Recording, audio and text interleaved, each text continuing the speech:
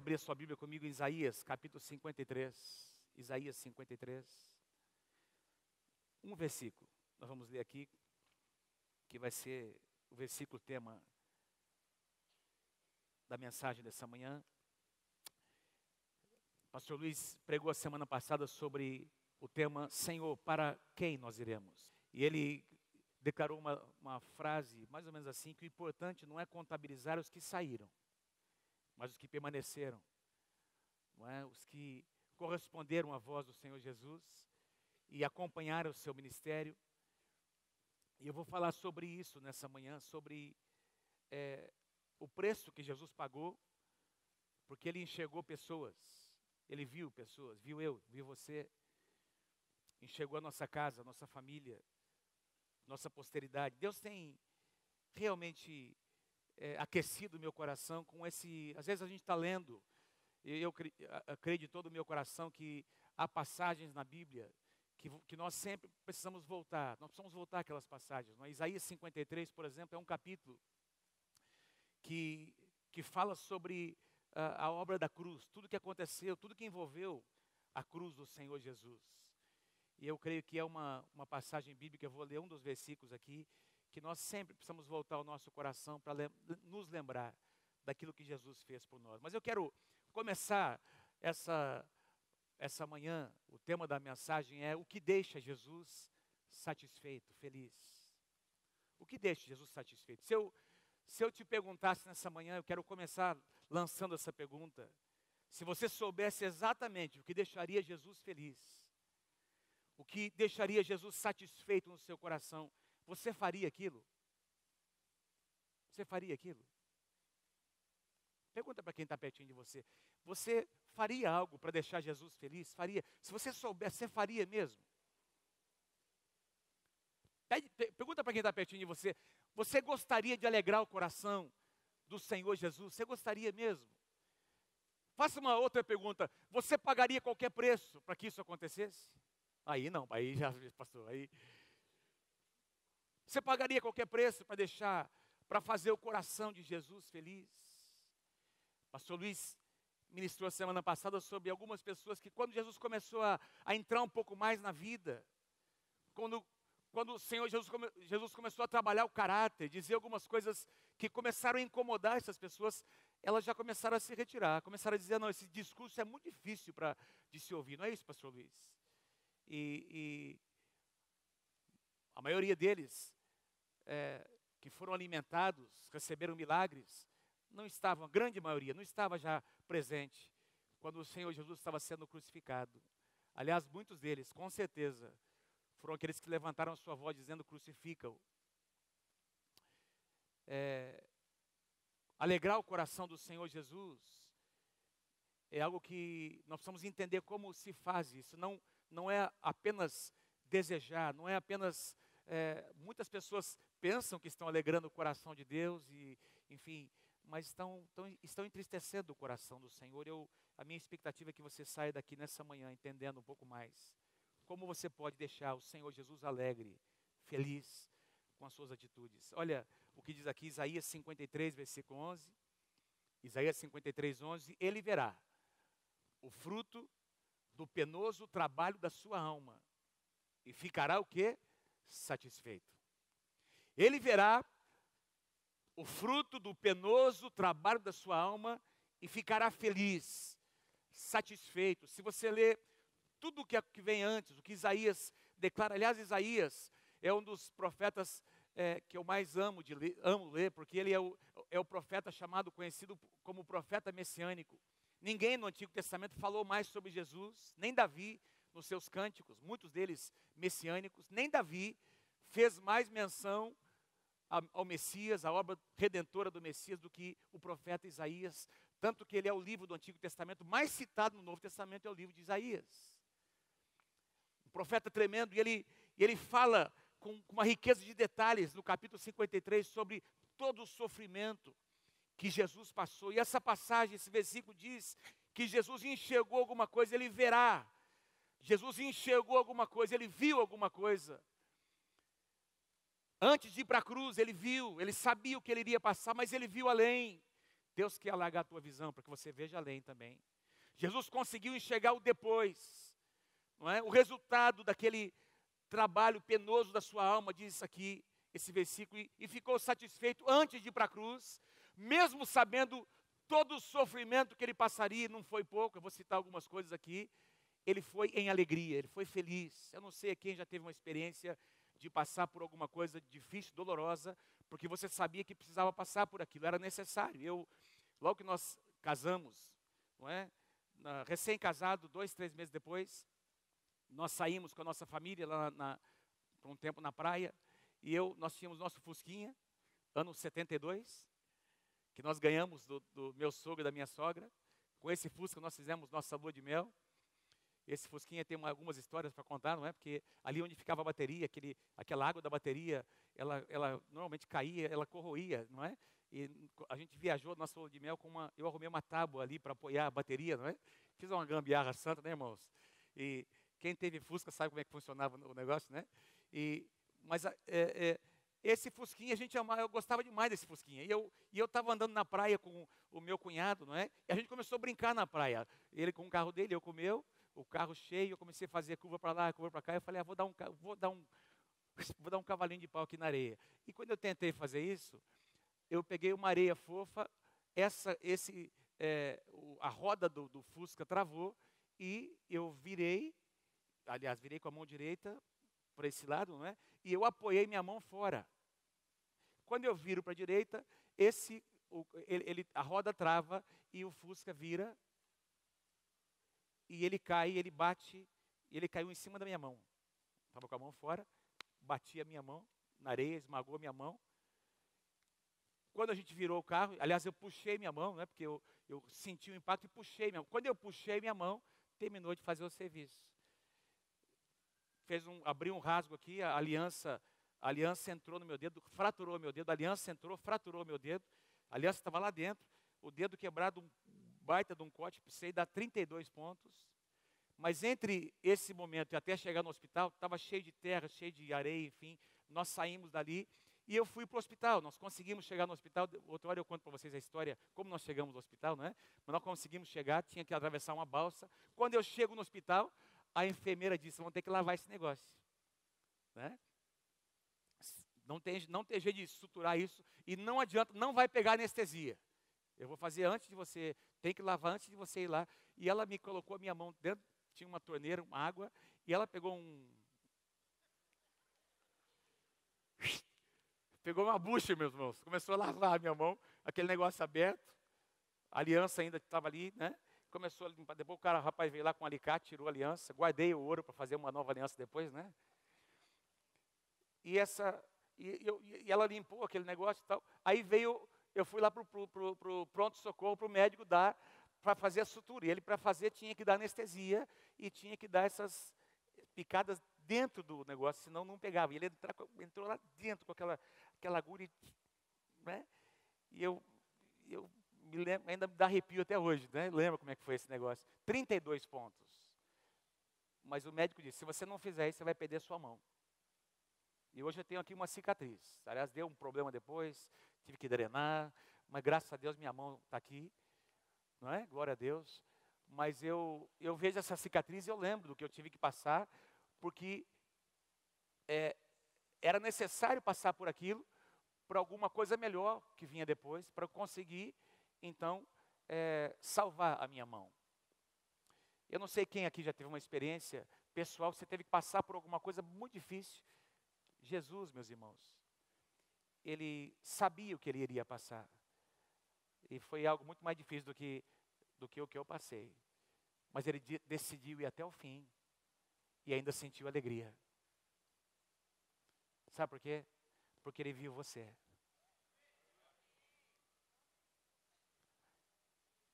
Ele viu você. Você que está ali em cima, Deus viu você, Jesus viu você. E ele disse, por causa daquele... Amém. Isso, ele merece um aplauso.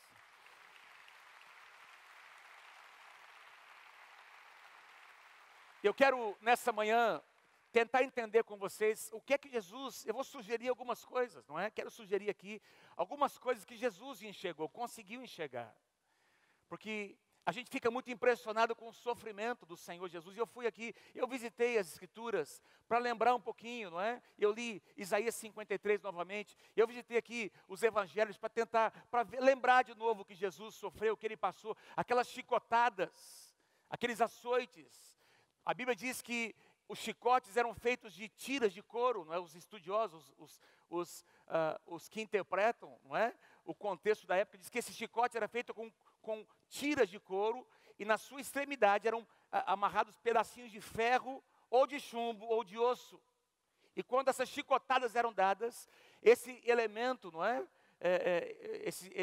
Esses pedacinhos de chumbo ou de osso ou de ferro, eles penetravam na pele e dilaceravam a pele, não é? A gente pode assistir naquele filme da Paixão de Cristo, muito bem ilustrado, aquela agonia, aquela dor terrível. Imagina a dor que Jesus passou. Diz que foi colocado sobre ele uma coroa de espinhos. E como se não bastasse, tem um trecho de um dos evangelhos que diz que um dos soldados romanos pegou um bastão, uma vara, e bateu em cima, não é? Imagina, eu não sei quem aqui já teve uma experiência com espinhos. Eu me lembro quando eu devia ter meus 8, 9, 10 anos de idade, estava andando de bicicleta, passando entre a árvore e na calçada ali pertinho de casa de um vizinho, tinha muito daquela época aqueles arbustos com espinho, não é? Que davam uma florzinha, não sei como é o nome daquilo, não é? Cheio de espinho, e eu perdi o equilíbrio e eu caí com as minhas duas mãos em cima daquele arbusto de espinhos. Puf. Quando eu olho, eu tirei minha mão, eu olho, estou cheio de pontinho preto na minha mão, porque aqueles espinhos tinham entrado e tinham quebrado dentro. Não sei quem já teve uma experiência parecida. Fala a verdade, quem já... Isso. Tem mais, né? E eu cheguei em casa e minha mãe foi lá para tirar, não é? Aqueles espinhos. E imagina Jesus tendo aquela coroa e esse soldado romano batendo naquela coroa de espinho para que ela encravasse na sua cabeça, não é? A dor que ele não sentiu, a cusparada na cara. Tem alguma coisa mais humilhante do que ser cuspido na cara, no rosto por alguém? Palavras de zombaria, não é? O tipo de morte que ele sofreu, a Bíblia e os estudiosos nos dizem que a morte de cruz era a pior era aquele tipo de morte destinada aos piores bandidos, a escória da sociedade, não é? E além disso, aqueles pregos nas suas mãos, nos seus pés. Diz que quando a pessoa que era crucificada, ela conseguia resistir. Diz que os soldados romanos quebravam as suas pernas para que essa pessoa não se sustentasse mais e morresse por sufocamento, por não conseguir mais respirar. Imagina o sofrimento, fora a humilhação, fora a zombaria, as coisas que Jesus ouviu e tudo isso, queridos, que Jesus passou, ele decidiu passar e ainda sentiu alegria. Como é que Jesus sentiu alegria tendo passado por tudo isso?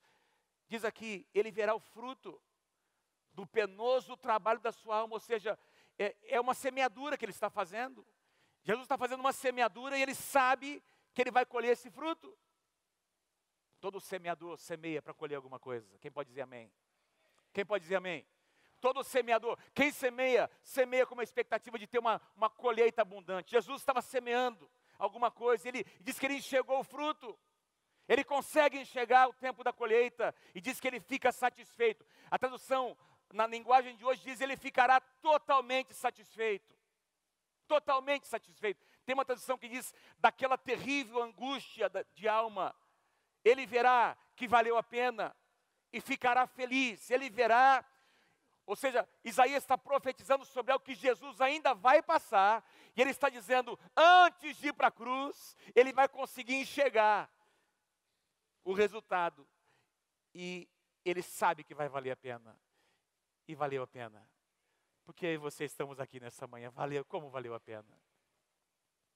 Essa palavra, alegria, ou satisfeito aqui, no hebraico, ela tem esse sentido de estar, presta atenção, eu não vou colocar a palavra aqui, porque não importa, mas essa palavra hebraica é a palavra sabá, transliterada, que significa estar totalmente saturado, farto, cheio, empanturrado de alegria. Jesus estava transbordando de alegria, queridos. apesar de estar triste, não é? Sentindo agonia, lá no fundo do seu coração, ele sentiu alegria. Ele sentiu alegria. Hebreus capítulo 12, versículo 2.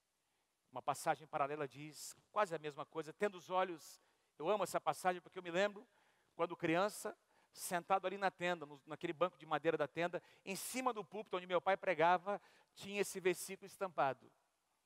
Tendo os olhos fitos em Jesus, autor e consumador da nossa fé, ele pela alegria que lhe fora proposto, suportou a cruz, desprezando a vergonha, e assentou-se à direita do trono de Deus. Por causa da alegria que estava proposta, Deus propôs, no conselho da Trindade, eles enxergaram o resultado, os frutos. E essa alegria tinha a ver com pessoas. Tudo que Jesus viveu foi por causa das pessoas. Tudo que ele experimentou foi por causa das pessoas. Meus queridos, não existe nada mais importante neste mundo do que as pessoas. Tudo que você tem, tudo que você conquistou, ainda vai conquistar, os bens materiais, tudo isso vai passar. Amém? Tudo isso vai passar. O que existe mais importante são as pessoas. Jesus enxergou pessoas aos seus pés. O que será que ele viu?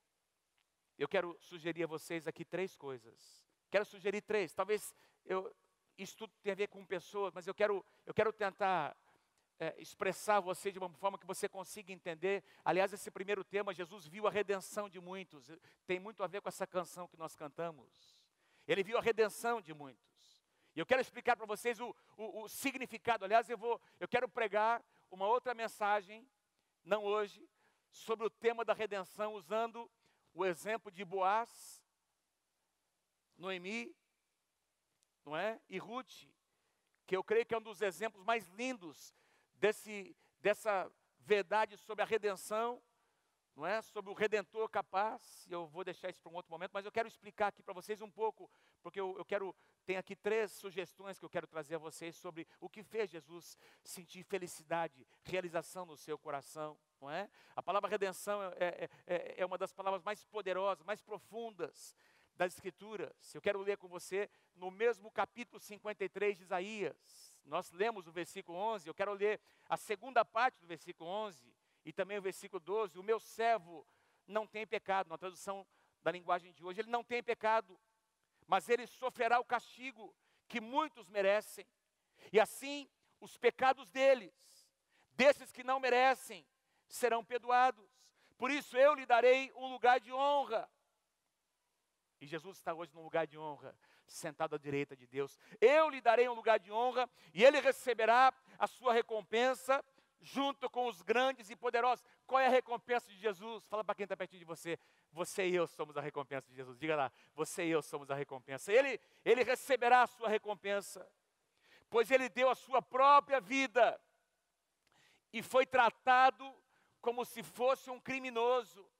Ele levou a culpa dos pecados de muitos, mas intercedeu, pedindo que eles fossem perdoados. Que tradução maravilhosa.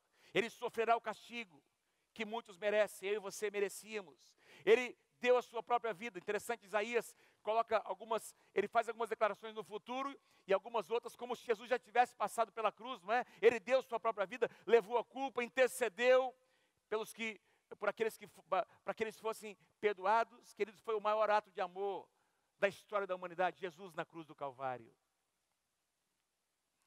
O que será que Jesus enxergou? Eu queria tentar dar alguns exemplos aqui. Ele enxergou pessoas, amém? Ele enxergou o Espírito Santo descendo em Pentecoste. Ele enxergou 120 reunidos no cenáculo.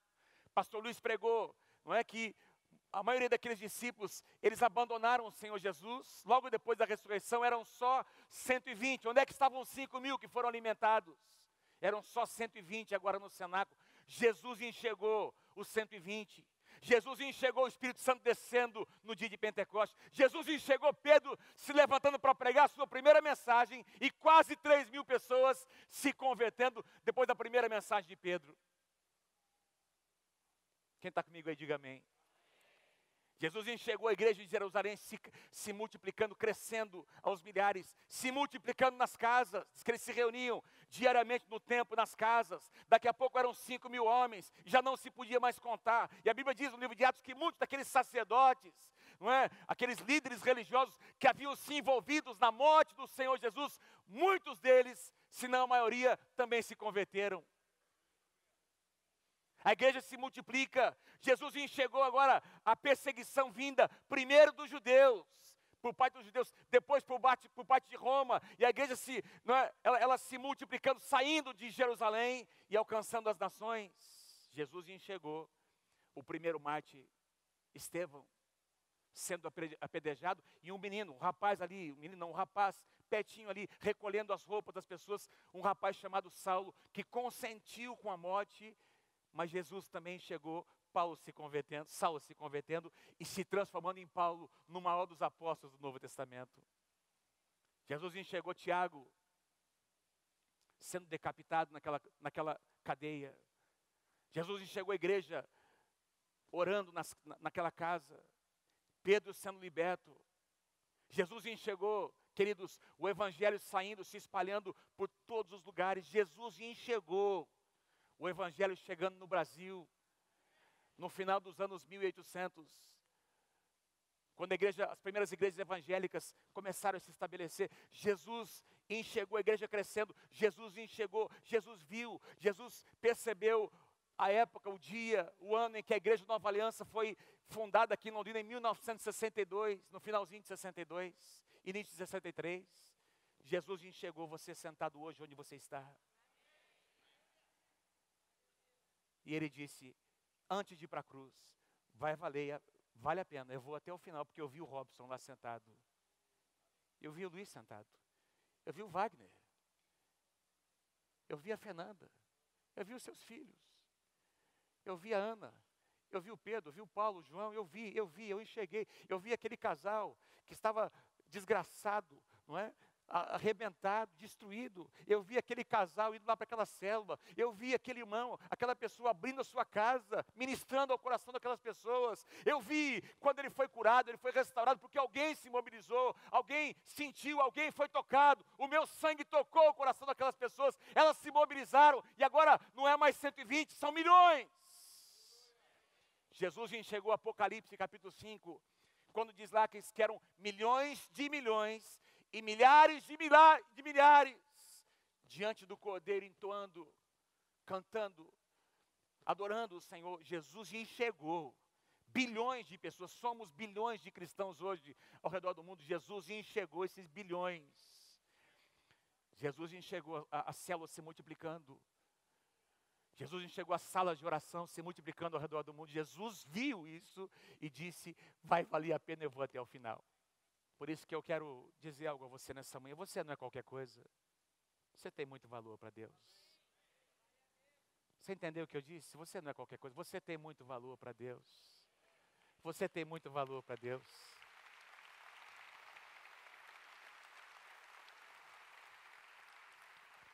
Agora, é importante nós entendemos o termo redenção.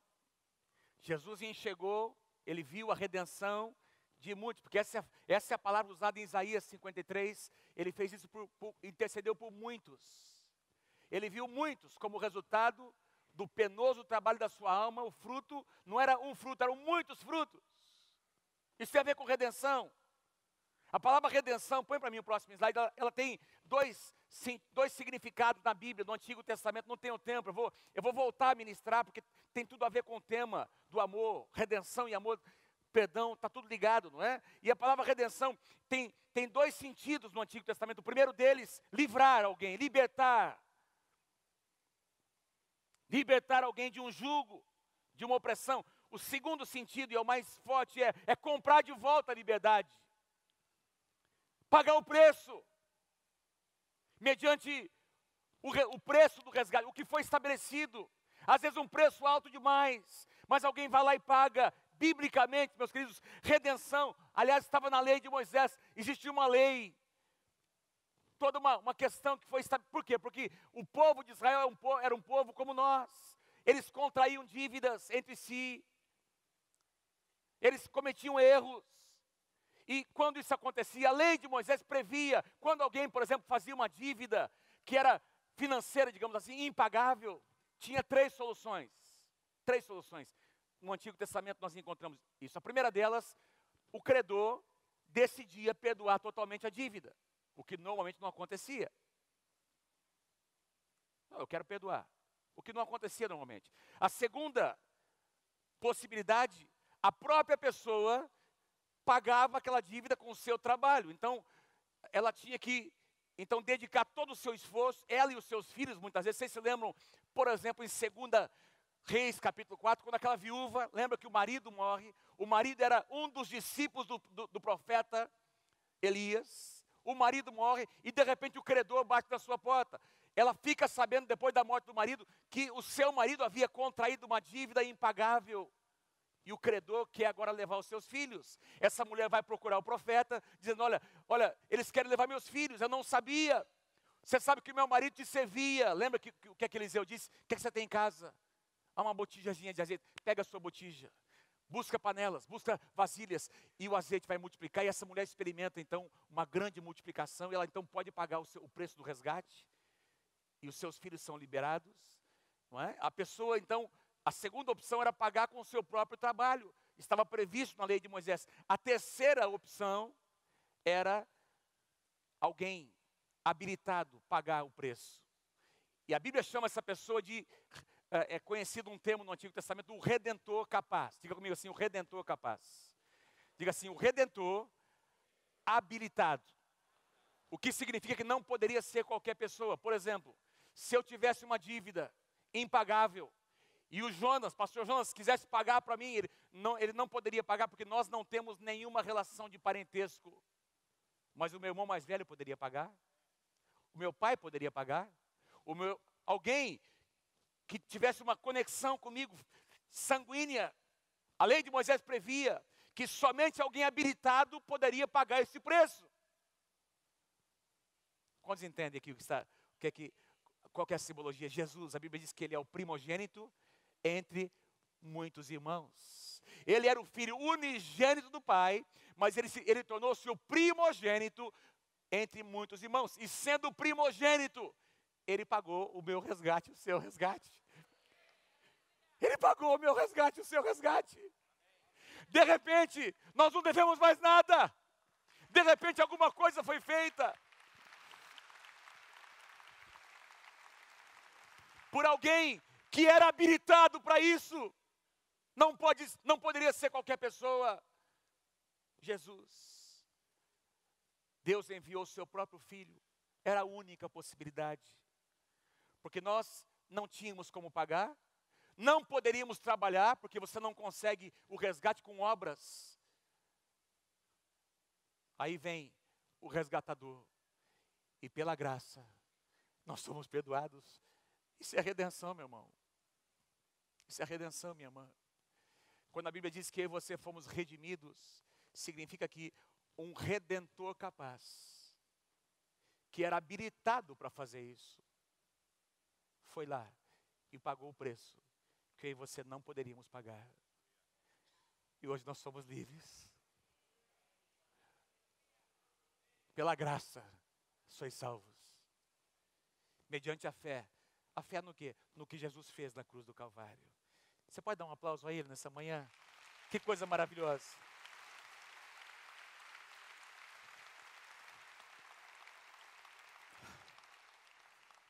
Primeira Coríntios 6:20, não coloquei aqui. Diz que nós fomos comprados por alto preço. 1 Coríntios 6, capítulo 6, versículo 20. Paulo diz que nós fomos comprados, não foi barato, não foi muito caro, um alto preço. E Pedro responde na sua primeira carta, capítulo 1, versículos 18 e 19, qual foi esse preço? Ele diz, vocês sabem que não foi por meio de coisas perecíveis, não foi com prata, não foi com ouro, que vocês foram o quê? Resgatados. Não foi com um preço natural, porque naturalmente não teria condições de pagar, tal é o valor que cada um de vocês tem.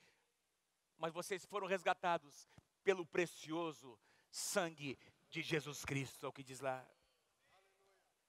O preço foi o sangue de Jesus. Amém? Uma das coisas que Jesus enxergou antes de ir para a cruz, ele enxergou você e eu resgatados, livres. Amém? Ele pagou o preço do resgate. A segunda sugestão que eu faço a você é o que Jesus viu. Jesus viu esse povo resgatado agora vivendo uma vida plena, uma vida vitoriosa, uma vida frutífera. Jesus viu um povo, esse povo que foi resgatado, que experimentou o resgate, o perdão dos seus pecados, agora desfrutando do que a Bíblia chama de vida plena, ou vida abundante. João capítulo 10, versículo 10 diz, vocês conhecem essa passagem, o ladrão, Satanás, ele vem para roubar, matar e destruir, mas eu vim, Jesus disse, eu vim para que vocês tenham vida e a tenham plenamente, ou a tradução diz, e vida em abundância, vida completa, uma vida superior, uma vida excelente, uma vida extraordinária. Você e eu podemos viver uma vida excelente. Nós podemos viver em vitória. Romanos capítulo 8 diz que em Cristo Jesus nós somos mais do que vencedores. Preguei sobre isso aqui algumas semanas atrás. Vencedor sobre o que, pastor? São três, eu não vou pregar, já preguei uma mensagem alguns anos atrás sobre os nossos três principais inimigos. Vou apenas citar aqui os nossos três principais inimigos: nós mesmos, o mundo e Satanás. Viver uma vida plena, uma vida abundante, é viver em vitória sobre esses três inimigos. Talvez o pior deles é a nossa própria carne, nossa própria vontade, não é? Nós mesmos, os nossos pensamentos, nossos hábitos, nossos desejos mais íntimos. Jeremias capítulo 17, versículo 9 diz que enganoso é o coração do homem, a alma do homem, e desesperadamente corrupto. Paulo chega a dizer que Romanos 7, o pastor Pedro pregou sobre isso aqui o ano passado, não é aquela passagem, capítulo 7, versículos 18 e 19, quando Paulo diz, olha, na minha natureza não habita bem nenhum, porque o bem que eu quero fazer eu não consigo, e o mal que eu não quero, eu acabo fazendo, tem uma luta no meu coração, e nós nascemos assim, nós temos uma natureza, meu irmão, até o último dia da sua vida, você vai ter que lutar com a sua natureza, para colocar ela no lugar certo, e deixar Deus reinar sobre ela. Diga amém se você crê em nome de Jesus. Aliás, uma das propostas da redenção não é apenas experimentarmos a salvação, Jesus como Salvador, mas é experimentarmos Jesus como nosso Senhor, o nosso Kyrios. Eu vou comentar daqui a pouco sobre isso, aquele que domina, que governa as nossas paixões mais profundas. Diga amém se você crê. O segundo inimigo, o mundo. Jesus disse, quando o pessoal estava vindo para tomá-lo, para levá-lo para a cruz, aí vem um príncipe deste mundo, mas ele nada tem em mim. 1 João capítulo 5, versículo 19, João declara, sabemos que somos de Deus e que o mundo inteiro jaz no maligno. Não é? O sistema do mundo, por isso Paulo diz, renova sua mente, não se conformem. Tem uma cultura aí, meu irmão, presta atenção, que existe uma pressão externa, para que a gente se conforme do jeito que eles são. Mas eu quero dizer a você nessa manhã, lembra de uma coisa, o reino de Deus tem a sua própria cultura. Eu vou dizer de novo, o reino de Deus tem a sua própria cultura. Você está inserido numa cultura, mas você faz parte de um outro mundo. Jesus disse sobre os seus discípulos, eles estão no mundo, mas eles não pertencem ao mundo. O mundo é o nosso segundo inimigo. Os apetites, não tenho tempo para falar. Lembra quando Jesus fala sobre a parábola do semeador? E quando uma das sementes cai no meio dos espinhos. Os espinhos sufocam a semente. Ela começa a criar raiz, mas ela não consegue crescer, porque ela é sufocada. E ele faz essa analogia com o mundo. O mundo é assim. O mundo sufoca. O mundo exerce uma pressão sobre a semente da palavra do nosso coração. Mas Deus chamou você para ser um homem, uma mulher vitorioso, vitoriosa nesse mundo. Nesse mundo. Você pode e vai ser. 2019 vai ser um ano em que você vai vencer. Você vai avançar. Diga bem se você crê em nome de Deus. Você vai avançar. Você não vai aceitar a pressão que o mundo exerce.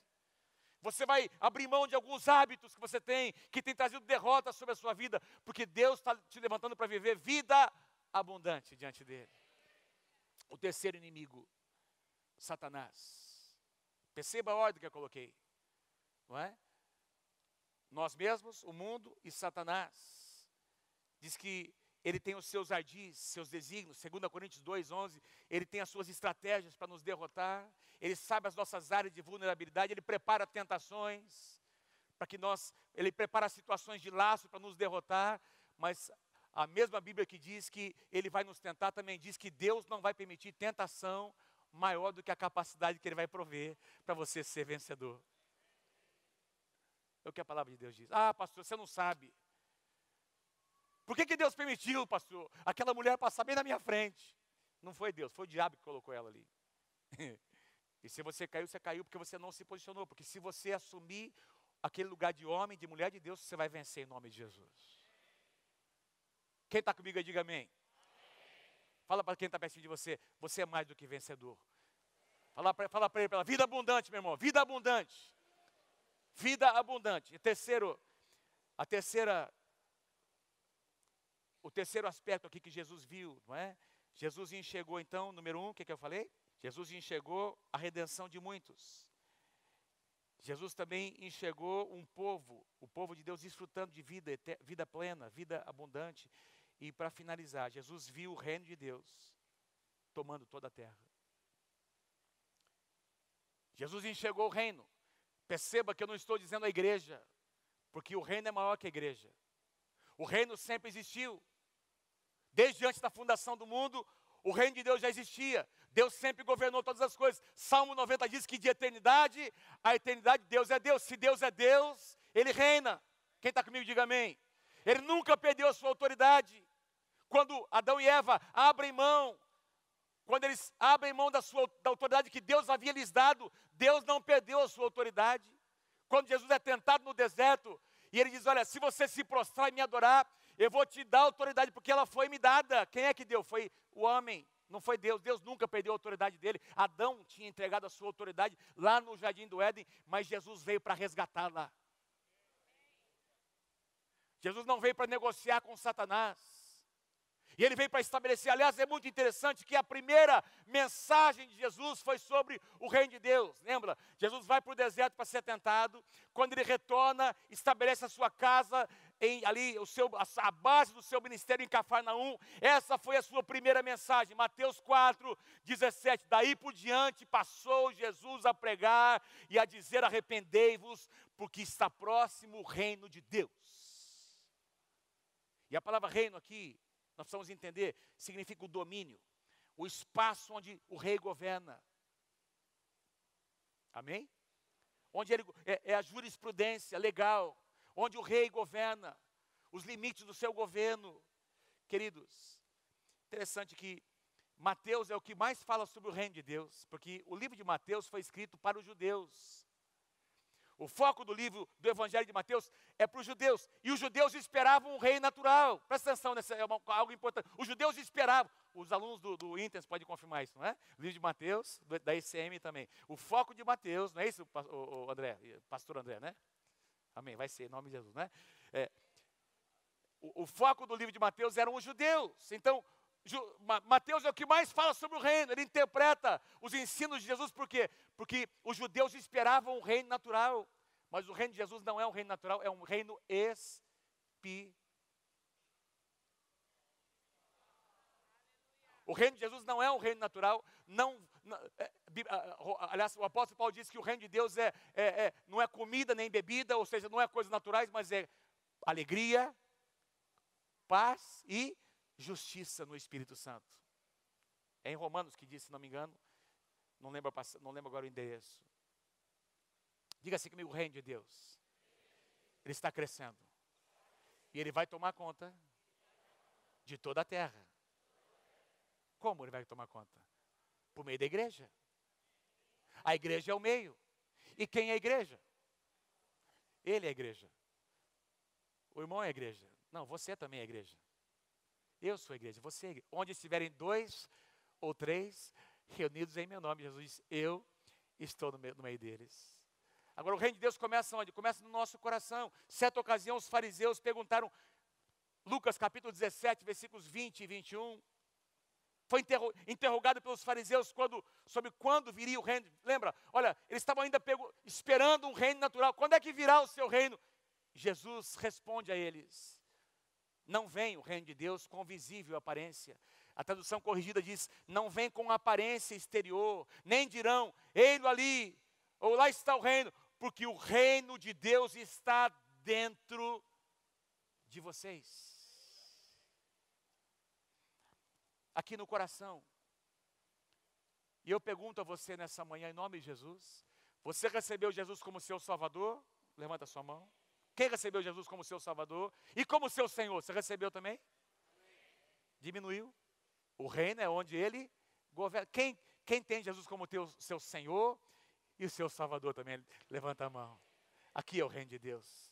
Aqui é o espaço onde Ele domina, onde Ele governa, onde o reino vai começar a crescer, vai começar a espalhar. Eu citei ainda há pouco como exemplo, não é? Ele viu as células reunidas. Toda vez que uma célula é estabelecida, o reino de Deus está chegando ali, naquela rua, naquele bairro. Toda vez que uma igreja é plantada, toda vez que uma campanha é realizada, como nós estamos aí realizando em algumas cidades, o reino de Deus está lá, expandindo, tocando corações, quebrando as portas do inferno. As portas do inferno não vão prevalecer contra a igreja do Senhor Jesus. Por quê? Porque a igreja está fazendo o reino avançar. Aleluia. Jesus enxergou o reino avançando. Jesus enxergou as portas do inferno tendo que recuar, meu irmão. O diabo parece que é forte, mas ele é fraco.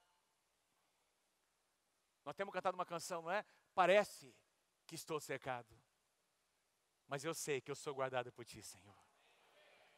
Parece que Ele é grande. Lembra? Golias desafiando lá os israelitas, 40 dias de zombaria, até que aparece um moleque, cheio do poder de Deus. Pareceu um menino que entendia o poder do Deus de Israel. Quem é esse cara para zombar do exército de Deus vivo? Esse cara vai ver, ele vai levar o dele. E Deus lhe deu uma grande vitória. Tu vens contra mim com espadas e com lanças, eu vou contra ti em nome do Senhor dos exércitos. Louvado seja o nome do Senhor.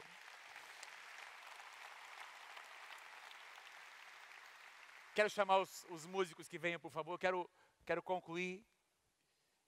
E eu quero orar com você. Toda vez que uma pessoa se converte e começa a testemunhar, o reino de Deus está sendo estabelecido. Toda vez que o enfermo é curado. Quem aqui já recebeu uma graça, uma cura de Deus na sua casa, na sua família? Levanta a mão. O reino de Deus estava ali. Avançando. Toda vez que um viciado em drogas é amado, acolhido na casa de Deus e é curado, o reino de Deus está avançando. Toda vez que você é fiel nos seus dízimos, o reino de Deus está avançando. Porque os seus recursos possibilitam que projetos aconteçam. Diga amém se você crê em nome de Jesus. Toda vez que um missionário é enviado, uma igreja é plantada, toda vez que eu e você saímos da nossa zona de conforto para servir alguém, para amar alguém, o reino de Deus está chegando ali. Jesus enxergou isso. Jesus viu o reino avançar. Eu quero finalizar. Põe para mim o último slide, para a gente lembrar. O que Jesus enxergou. O que deixou Jesus muito satisfeito. E continua alegrando o seu coração até hoje. A redenção de muitos. E eu quero sugerir a você, em nome de Jesus, que em 2019 Deus vai usar você para que muitos conheçam a redenção. Quem recebe essa palavra, diga eu recebo em nome de Jesus. Deus vai fazer, vai te capacitar para que você possa viver em 2019 melhor do que você viveu em 2018. Tem alguns hábitos que você vai vencer nesse ano, que você nunca venceu. Você vai vencer esse ano. Vida plena, vida abundante para você, em nome do Senhor Jesus.